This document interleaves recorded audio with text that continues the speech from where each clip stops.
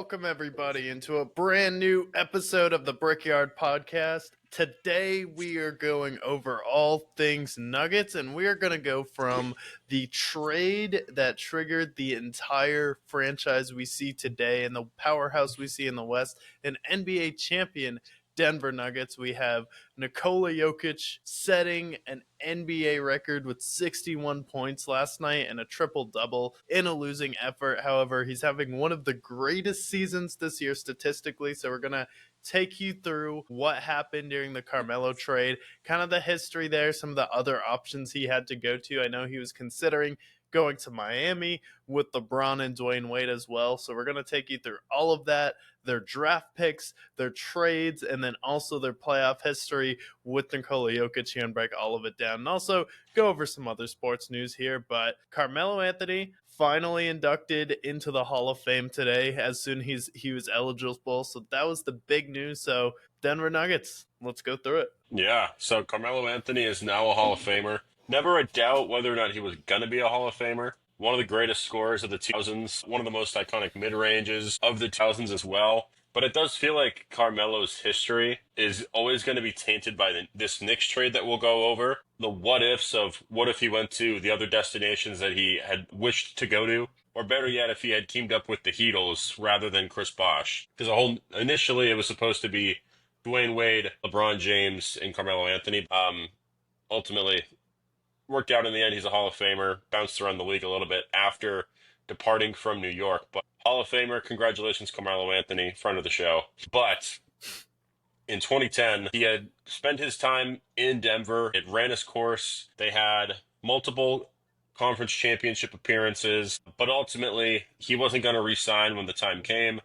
So he was like, I want to be traded. Ultimately, he set a list of 4 teams in which he wanted to go to, with number 1 being the New York Knicks, 1B being the Chicago Bulls with Derrick Rose, and then 2 other teams including the Rockets and New Jersey Nets. There's an alternate timeline where him and Darren Williams are in New Jersey doing absolutely nothing together. But of those 4 teams, obviously we know what happens with New York, but the other 3 teams I think are kind of interesting. If he went to Chicago, maybe a little more interesting, but of all those teams, what would be the preferred destination in your mind in an alternate reality Carmelo Anthony verse? I feel like alternate reality is Miami. It would be you could say Chicago with Derrick Rose. How would that work out? I don't think really their play styles work together, because Carmelo Anthony and Derrick Rose's play style is very much we need to dominate the ball, and we're kind of a score first. Derrick Rose was a score first point guard. He could pass, he could facilitate, but it was more with Russell Westbrook, where it wasn't necessarily elevating people offensively around him. Those were hard-nosed defensive teams. So I don't think Melo really would have fit the culture there, especially with Tom Thibodeau. And I don't want Melo to have to go through playing for Tom Thibodeau there. So I think him in Miami with LeBron, I feel like in that Dallas Mavericks finals, it's something I've said before, but they really just needed someone that instead of freezing, is it your turn to shoot or is it my turn to shoot? I don't know. You have LeBron, you have D Wade, someone figure it out before the series is over and we lose to Dirk Nowitzki with the fever in 6 games with JJ Barea. I mean, Jason Terry, Tyson Chandler in that series, old Sean Marion. I think Carmelo would have been the player in that series that's no one wants to shoot. Okay. I'm obviously fine filling it up. I'm going to be the designated scorer in this game. And I think LeBron and Dwayne Wade kind of would have preferred to just defer to Melo. And I think he would have complimented them, where he could have taken over and potentially been a finals MVP in that first series for them, because OG Carmelo Anthony, I mean, some of the most fun matchups are when you'd see Melo and Kevin Durant go head to head. I mean, Carmelo was one of the best scorers in the game. So if I feel like you just give Miami another pure scorer on that team who's not really going to defer to anyone else like LeBron or Dwayne Wade, I feel like he would have won that finals in Dallas.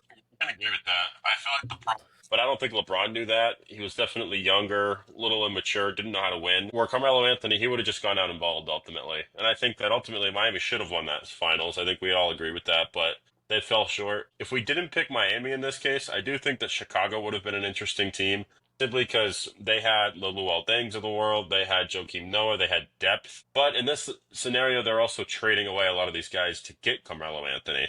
Now, a lot of people complain about the Knicks trade because ultimately Carmelo Anthony was a free agent after that season, where they ultimately gave up a boatload of people. We'll give up in a second, but they had a scenario where if they just waited till the offseason, they could have signed him and gave up none of the players that they gave up. Granted, now we know that it didn't make too much of a difference anyways, but I think Chicago would have been interesting. The Rockets, this was before the Dwight Howard era. This was before James Harden, so the Rockets then weren't that exciting. And then New Jersey, it would have been like them and Darren Williams. Okay, that wouldn't have changed much. But I have the trade up here. This is the final trade of the Nuggets and Knicks trade, the infamous Carmelo Anthony trade. So the Knicks received Carmelo Anthony, Chauncey Billups, Sheldon Williams, I think he's a former Celtic, Anthony Carter, and Ronaldo Bulkman.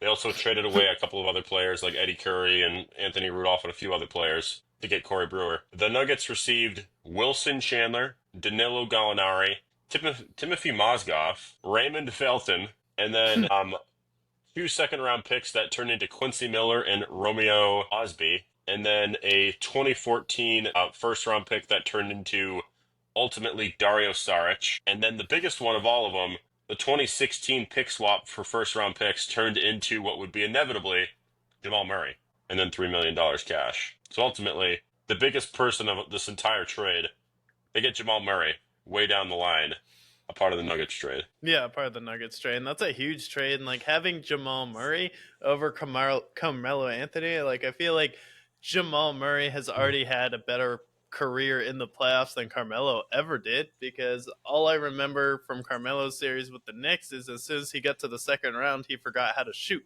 Like as soon as he was with the Knicks, like you couldn't get past the second round there. And then he's a Hall of Famer, but he was also a Hall of Famer who only played half of the game. Like he didn't play defense, and he was a lot of fun to watch scoring, but he was just one of those players who never got past a second round, at least in the East. And he got to the conference championship one time with the Nuggets, but he just was never able to do it. And most of those Knicks teams kind of went out sad, where it was similar to some of those Rockets teams where it was like him, A.R. Smith, Raymond Felton. It's like everybody, it felt like, would go super cold on those teams. And then it's like we're bringing in Phil Jackson to run the triangle in the modern NBA, and the NBA trying to go and like be modernized. Then we had the whole James Dolan situation. He won a scoring championship and had a lot of good regular seasons there, but just never really got past the second round. Yeah, honestly, yeah. This team, for what they expected Carmelo to be, at this time, this is when the Heat are at the peak of their powers. They had just formed, and they had just come off of, if I'm not mistaken, this had just come off their collapse in the Mavericks finals, ultimately. But this is a team that they were looking to contend with the Miami Heat, with inevitably what would become the Pacers down the line. And they just, ultimately, all they ended up with was a second-round team once. And then otherwise, a lot of difficulty. We had Amari Stoudemire that they brought in to pair with him, and he fell apart as soon as he got to New York. We had the Chauncey Billups, who ultimately inevitably retired very soon after. And it was just bad decision after bad decision after bad decision. Ultimately, the Phil Jackson era was a disaster. They signed Lamar Odom, who infamously Stephen A. Smith deemed was on crack when they signed him. The first move for Phil Jackson was a complete nightmare. So there was just a lot of missteps. Now, Carmelo Anthony, like, is it his fault that the Knicks were the way they were? Like, is it his fault that they weren't successful? Or is it ultimately the Knicks front office? I don't know.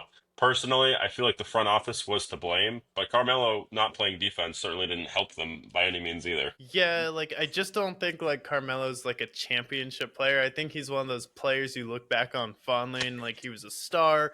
He's a fun player in my childhood. You can learn a lot of cool post moves from him, but he's not the number one player to lead you on a championship team. And the Knicks were also a dysfunctionally run organization, and you kind of have all of that married in a trade where LeBron doesn't get traded when he goes places. You know why? Because he doesn't want the other team to have to give up too many assets to get him, so there's actually something to work with when he gets there. When the Knicks give up 8 players in a single trade, and then you're also having having to pay you as well. And then it makes so much sense for the Nuggets. Like, I secure a bag for you, we get a bunch of assets, something like Jamal Murray. We end up, even if that's all we get from this trade, like, that's still a better return than just letting him walk at the end of the day. So I feel like it's a combination of Melo and the Knicks kind of almost being a mirror of each other, where it's like a legacy franchise that really hasn't accomplished that much for a legacy franchise. They're only heralded that high because they're in New York, and at one point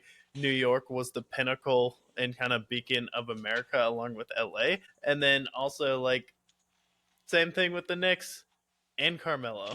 It just felt like they're kind of like a beacon, like they just haven't accomplished as much as they should, a little bit dysfunctional, and maybe they're thought of a little bit higher than they should be. Yeah, I definitely think that New York is one of those cities where the Knicks have not been. I mean, ultimately they had the Patrick Ewing era, but historically the Knicks are not known for excellence, in my opinion. And because of the fact that they're the Knicks, that you would think that they'd be better. But I feel like ultimately, like if you look at this trade now, like the Nuggets have been significantly more successful since then. But how did they get there? Because obviously now we're in the Nikola Jokic era. Since then, they obviously constructed their team from the ashes with the Raymond Feltons of the world, the Danilo Gallinaris. How did they move those guys out? How did they ultimately build the Nuggets team that we see now in today? Yeah.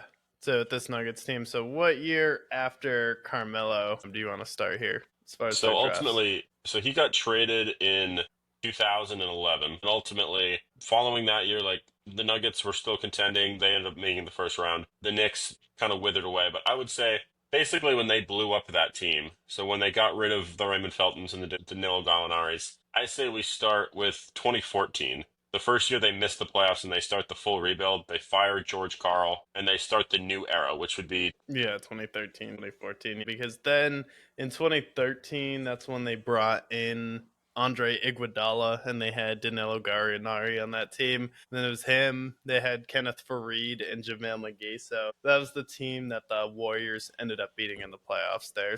In 2014, yeah, let's pull up who they drafted there. was they drafted Doug McDermott and immediately traded him to the Bulls. And then during a Taco Bell commercial, they drafted arguably the greatest center of all time in Nikola Jokic, who now will go down as one of the greatest players of all time.